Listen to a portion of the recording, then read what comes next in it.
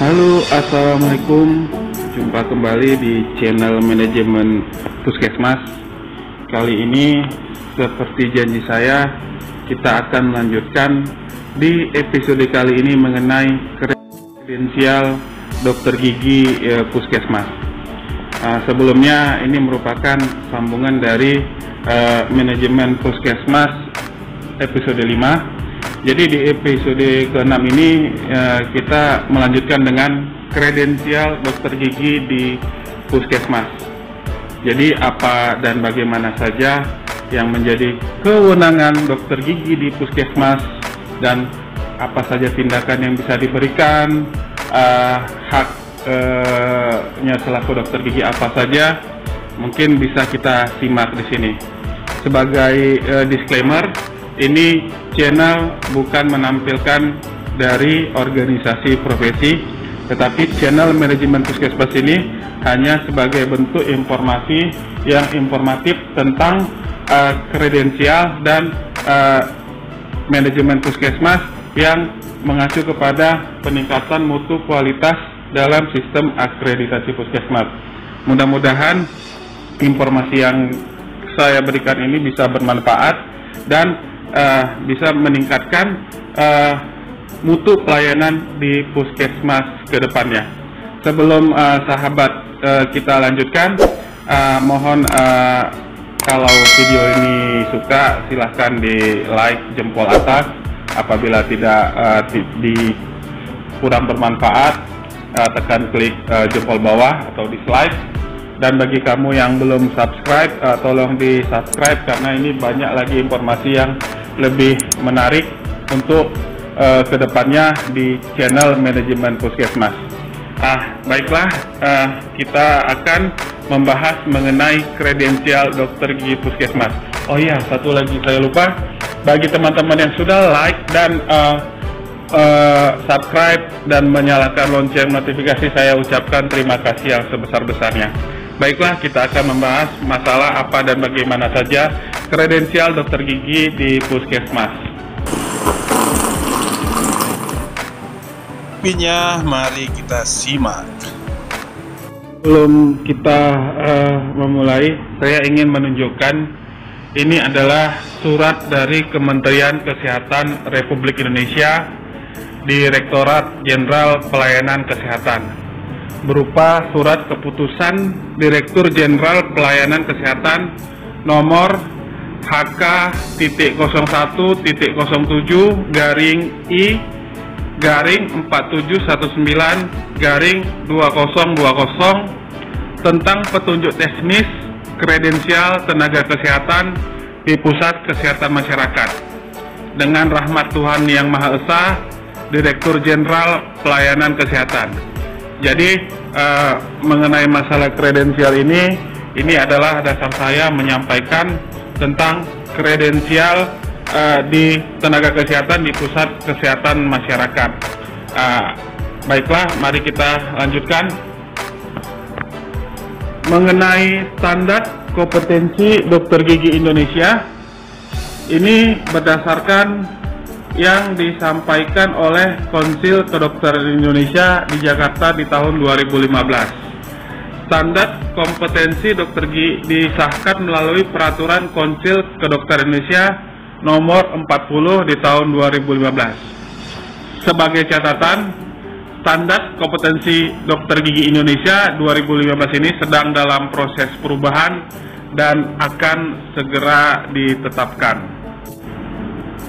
Jadi di sini ada beberapa domain yang menjadi standar kompetensi dokter gigi. Kompetensi dokter gigi terbagi ke dalam 6 domain. Domain pertama itu masalah profesionalisme. Domain kedua masalah penguasaan ilmu pengetahuan kedokteran dan kedokteran gigi. Domain ketiga pemeriksaan fisik secara umum dan sistem stomatogenetik.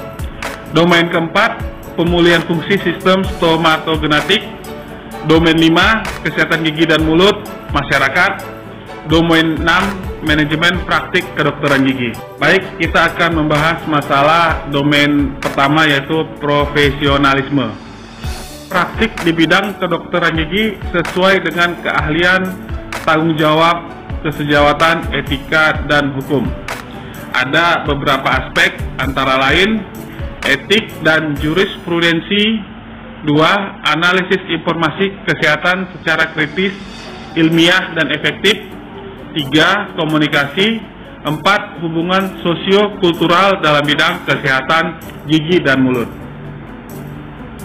Sedangkan di domain kedua, itu penguasaan ilmu pengetahuan kedokteran dan kedokteran gigi. Memahami ilmu kedokteran dan kedokteran gigi dasar serta klinik yang relevan. Yaitu berupa, ada 4 item ya. 5. Ilmu kedokteran dasar, ilmu kedokteran klinik, ilmu kedokteran gigi dasar, dan ilmu kedokteran gigi terapan, ilmu kedokteran gigi klinik. Di domain ketiga adalah pemeriksaan fisik secara umum dan sistem stomatogenetik, yaitu melakukan pemeriksaan, mendiagnosis, dan menyusun rencana perawatan untuk mencapai kesehatan gigi dan mulut yang prima melalui tindakan promotif, preventif, kuratif, dan rehabilitatif. Di antaranya itu adalah melakukan pemeriksaan pasien, diagnosis, dan rencana perawatan. Untuk di domain yang keempat, pemulihan fungsi sistem stomatogenetik, yaitu melakukan tindakan pemulihan fungsi sistem stomatogenetik melalui penata laksanaan klinik, berupa pengelolaan nyeri dan kecemasan, tindakan medik kedokteran gigi. Domain kelima, kesehatan gigi dan mulut masyarakat, berupa menyelenggarakan upaya kesehatan masyarakat, yaitu terbagi 2 aspek, melakukan pelayanan kesehatan gigi dan mulut masyarakat, dan manajemen perilaku. Untuk di domain ke-6, itu manajemen praktik kedokteran gigi, berupa menerapkan fungsi manajemen dalam menjalankan praktik. Di antaranya adalah manajemen praktik dan lingkungan kerja. Bicara tentang standar kompetensi dokter gigi, kita harus memahami apa itu standar dan apa itu kompetensi. Jadi secara definisi, standar adalah pernyataan eksplisit mengenai kualitas minimal. Sedangkan kompetensi adalah seperangkat kemampuan untuk dapat bertindak cerdas dan penuh tanggung jawab untuk dapat dianggap mampu dalam melaksanakan tugas-tugas di bidang tertentu.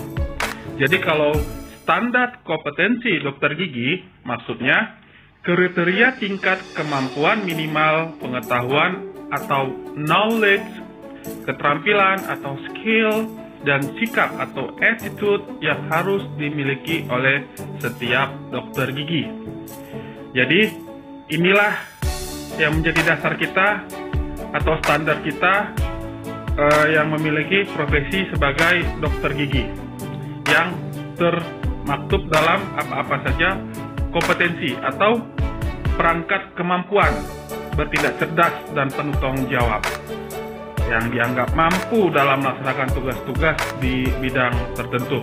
Tentu saja ini termasuk dalam suatu standar yang kualitas minimal. Standar kompetensi dokter gigi disahkan oleh Konsil Kedokteran Indonesia atau KKI berdasarkan penyusunan bersama dengan Asosiasi Fakultas Kedokteran Gigi Indonesia atau AFDOGI, Persatuan Dokter Gigi Indonesia atau PDGI, Kolegium Dokter Gigi Indonesia atau KDGI, Asosiasi Rumah Sakit dan Mulut Pendidikan ARSGMP, Menteri Kesehatan, Kementerian Pendidikan Nasional. AFDOGI dan Kolegium merupakan konseptor utama. Organisasi standar kompetensi dokter gigi. Domain, landasan, dan pilar untuk membangun ruang lingkup kewenangan dokter gigi. Kompetensi utamanya adalah menggambarkan profil lulusan yang harus dicapai. Kompetensi penunjang menggambarkan ciri keilmuan secara spesifik yang mendukung tercapainya kompetensi utama. Kemampuan dasar atau foundational abilities merupakan lingkung tanggung jawab bidang keahlian dokter gigi untuk mencapai kompetensi penunjang. Atau kita bisa melihat kepada prism atau prisma Miller yang dibuat oleh Miller, yaitu Miller's Prism of Clinical Competency. Jadi ini berbentuk piramid. Jadi seseorang itu dikatakan expert itu ada beberapa tingkatan, ada 4 ya. Ada yang paling dasar itu knows, mengetahui. Di atasnya satu tingkat di atasnya yang warna orange yaitu tahu yang bagaimana. Satu tingkat di atasnya yang warna hijau itu show, dia mampu menunjukkan. Dan yang tingkatan tertinggi adalah does. Does yaitu melakukan. Jadi kalau di level knows mungkin dia hanya mengetahui benar atau salah, definisi dan sebagainya. Tapi kalau di level yang kedua, di knows how, tahu yang bagaimana, bisa mempresentasikan suatu case, kemudian bisa memberikan perbandingan-perbandingan. Kemudian di level yang lebih tinggi itu dia sudah bisa melakukan show, menunjukkan melalui simulasi kah atau peragaan-peragaan. Dan yang level tertinggi adalah does, melakukan. Apabila kita melakukan, sering-sering melakukan, maka kita menjadi expert atau terampil. Bisa berupa dari pekerjaan sehari-hari, atau tempat kita bekerja, atau berdasarkan assessment yang kita buat. Ini bisa dilihat dari Miller's Prisma atau Prisma Miller. Jadi, ke semua hal itu, kita harus melakukannya dengan 3 aspek, yaitu knowledge, skill, attitudes. Yaitu berupa pengetahuan yang cukup, skill yang terampil, dan attitudes.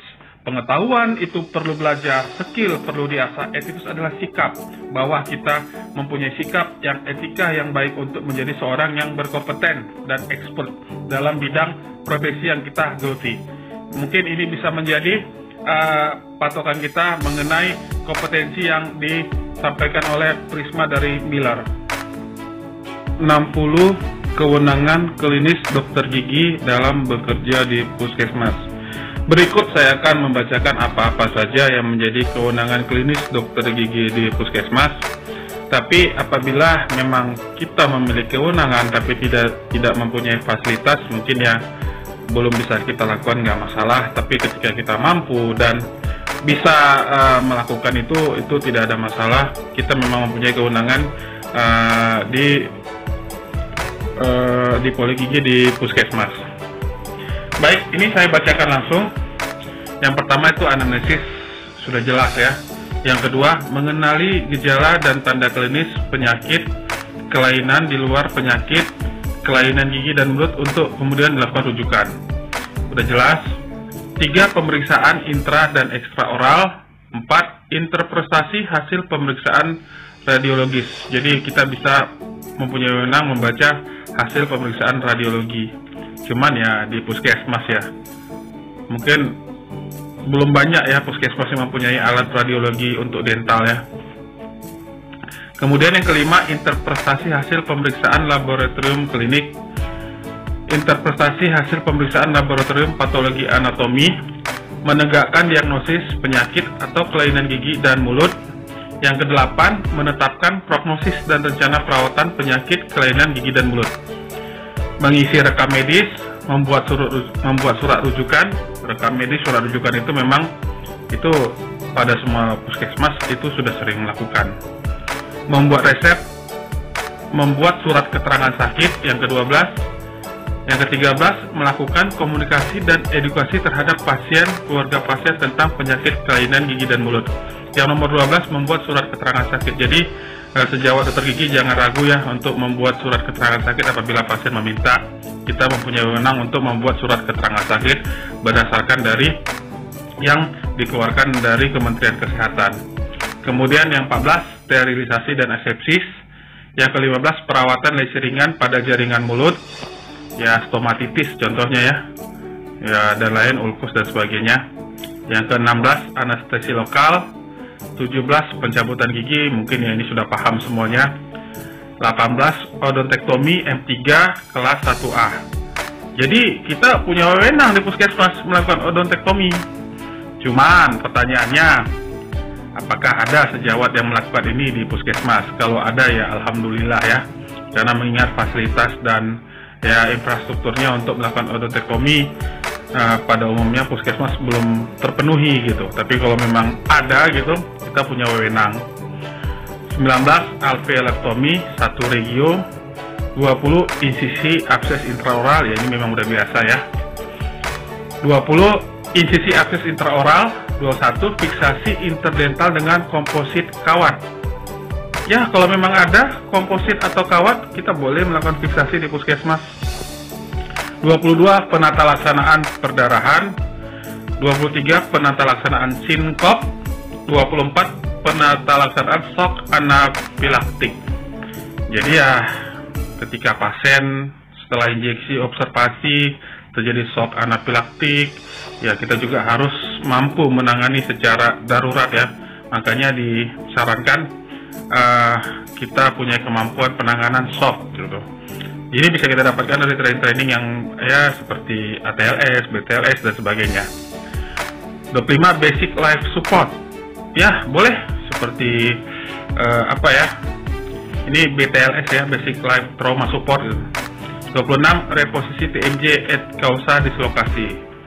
Jarang ya, ini jarang terjadi, tapi ya kalaupun terjadi kita boleh melakukannya. 27 penata laksanaan tingkah laku anak, 28 pit and fissure sealant, 29 topical aplikasi floor, 30 preventive adhesive restoration, 31 space maintainer, 32 space regainer. Space maintainer dan space regainer nih ya kalau bisa dilakukan ya alhamdulillah, cuman kemungkinan ya dari pihak klaim BPJS jarang mengklaim perawatan seperti ini karena ini sudah apa ya, membutuhkan infrastruktur yang lebih gitu dan jarang ditemukan di puskesmas. Tumpatan gigi kelas 1, 2, 3, 4, 5, dan 6 ya ini biasa memang sering. Inlay, onlay boleh, cuman ya kalau ada ya jarang ada di puskesmas ini. Lagi-lagi ya infrastrukturnya kan gitu. 36 mahkota pasak, 37 pulp capping direct, 38 pulp capping indirect, 39 perawatan saluran akar, tunggal jamak tanpa penyulit, 40 bleaching ekstrakoronal. Wow, hebat kalau ada puskesmas yang sudah melakukan bleaching ekstrakoronal. Berarti puskesmas sudah kaya itu. 41 scaling dan root planning, 42 kurirase jaringan pendukung gigi, 43 occlusal adjustment, 44 gingivectomy, 45 splinting, 46 bedah flat periodontal, 47 terapi dentin hipersensitif, 48 pencetakan gigi dan pembuatan model, 49 analisis model, 50 pembuatan gigi tiruan lepasan kasus sederhana, 51 pembuatan jembatan kasus sederhana, 52 reparasi dan atau relining gigi tiruan, 53 perawatan maloklusi sederhana tipe 1 dental, 54 tracing fotosefalometri. Sefalometri aja jarang ada di puskesmas. Saya mohon info dari rekan-rekan sejawat yang bekerja di puskesmas, sejawat dokter gigi yang di puskesmasnya melakukan sefalometri. Ya, kalau di sepengetahuan saya belum pernah menemukan. Tapi kalau memang ada, kita juga boleh punya wewenang ya untuk melakukan tracing fotosefalometri. 55 pembuatan radiografik periapikal. Ini bicara ini lagi ya, radiografik ya kalau memang sudah bisa terpenuhi ini alhamdulillah ya. Ini rata-rata banyak di klinik atau di praktek ya. Pembuatan radiografik bite wing, pemeriksaan radiologi forensik gigi, pemrosesan film, pengukuran indeks kelihatan gigi dan mulut, kewenangan tambahan. 60 dosen pendidik klinik profesi dokter gigi. Nah, ini yang menarik nih, 60 dosen pendidik klinik profesi dokter gigi. Jadi kita boleh mungkin, ini saya juga bertanya ini, karena juga di puskesmas belum pernah ada profesi dokter gigi yang belajar ke situ atau semacam koskap gitu, belum pernah saya menemukan. Tapi kalau di tempat lain ada ya saya nggak tahu, ini saya di luar jangkauan saya. Dosen pendidik klinik profesi dokter gigi. Jadi ya ini dia semua wewenang yang ada yang bisa diberikan untuk sejawat dokter gigi yang bekerja di puskesmas. Mudah-mudahan ini bisa bermanfaat. Jadi kalaupun ini ada yang salah, ada yang tidak tepat, ya saya mohon koreksi, karena juga saya sekali lagi ya disclaimer, saya hanya menyampaikan informasi begitu dari beberapa saluran literatur atau referensi yang saya kutip gitu. Jadi ini bukan dari saya, ini dari literatur yang saya kutip. Jadi kalau ada yang salah, saya menerima diskusi dengan sangat terbuka dan akan saya koreksi gitu. Jadi untuk kedepannya mungkin ini ya yang bisa saya tampilkan mengenai kredensial dokter gigi. Teman-teman yang mau saya membahas apa akan saya bahas di video link saya selanjutnya. Tetap dukung terus channel Video Manajemen Puskesmas ini. Semoga kerja kita, bakti kita kepada nusa dan bangsa bisa menjadi amal ibadah bagi kita dan bisa bermanfaat bagi orang-orang di sekitar kita. Jangan lupa subscribe-nya. Terima kasih sudah menonton video dari saya. Saya ucapkan Assalamualaikum warahmatullahi wabarakatuh.